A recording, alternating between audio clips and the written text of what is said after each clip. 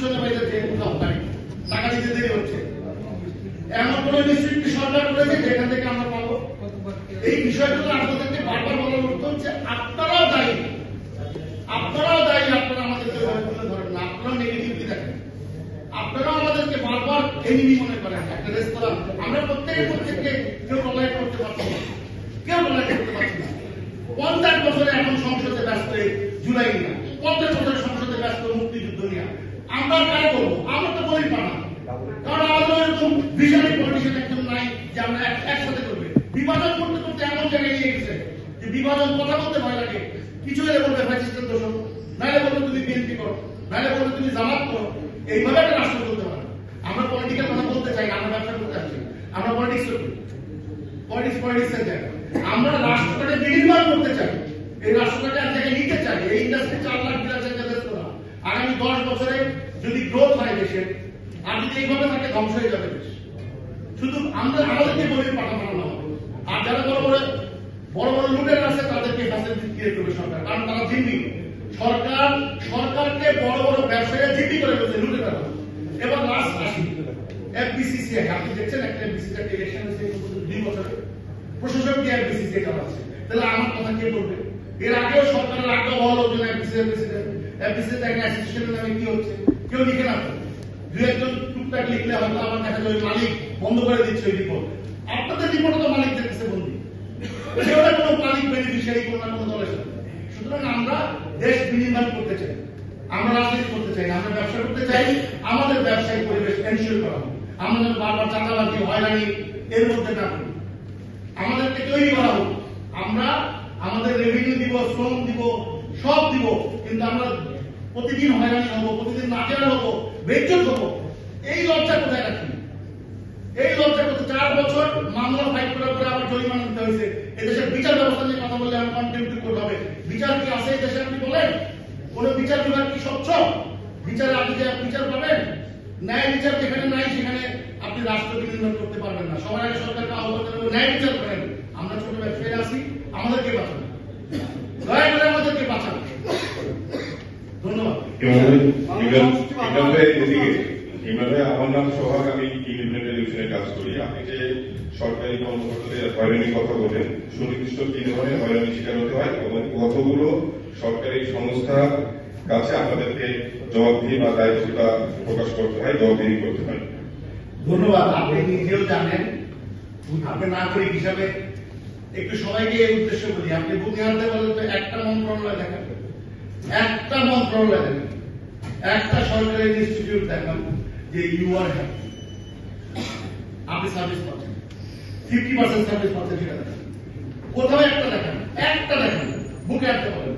কে হয়রানি করে না আমাদের সেটা বলেন, কে হয়রানি করে না একবার বলে দেখান, কে হয়রানি করে না?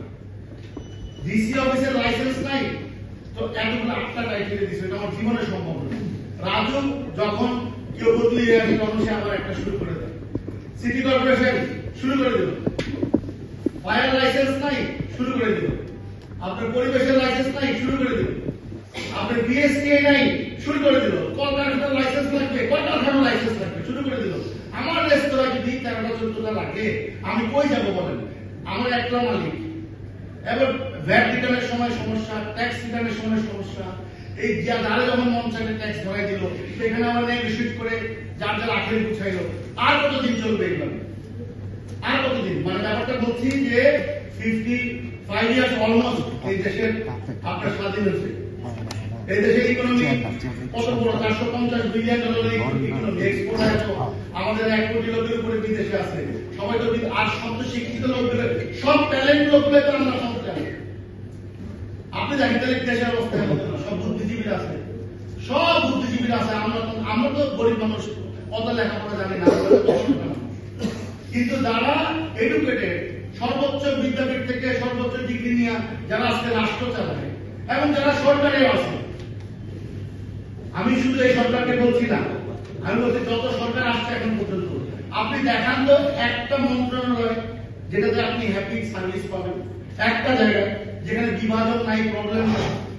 ওইটাই বলছি যে আমরা এমন একটা অবস্থায় বারবার কেন বলছি জানেন, আমাদের মেয়াদ শেষ, হয়তো এটা আমাদের শেষ সম্মেলনে এই মেয়াদে, কিন্তু আমরা বলতে চাই যে রাষ্ট্র যদি, আমি একটা দায়িত্ব এসেছি, এক্সাম্পল আমি কিন্তু এই সমিতি করতে আসছি, আমি নির্যাতিত হচ্ছিলাম এই ব্যবসা করে, তখন উপায় না দেখে সমিতিতে আসছি, সমিতিতে আসার পরে একই অবস্থা। তারপর সমিতিতে যখন দায়িত্ব ছিল, সবাই দায়িত্ব নিলাম, আমরা 4 বছরে কিন্তু চেষ্টা করে অনেক কিছু পেয়েছি, সেই চেষ্টাটা এখন চালিয়ে যাচ্ছি।